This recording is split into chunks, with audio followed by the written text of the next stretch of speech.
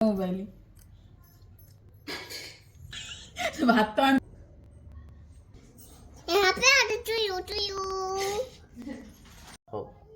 Hi hello नमस्कार। आज आमर मो दी भौणी आसुचंदी आमे रोषे आमर देखो आपण मैंने आमर रोषे आज आम समस्त खाई बोली बसीचु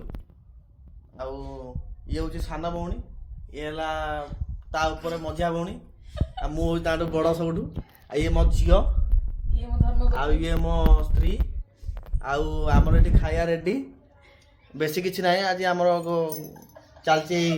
माछ टिके डाली टिके यही सब आइटम होती सालाड टिके बड़ी चूरा टिके उड़िया घर खाया पूरा कलरा भजा यहाँ आमर आलू आउ बीन्स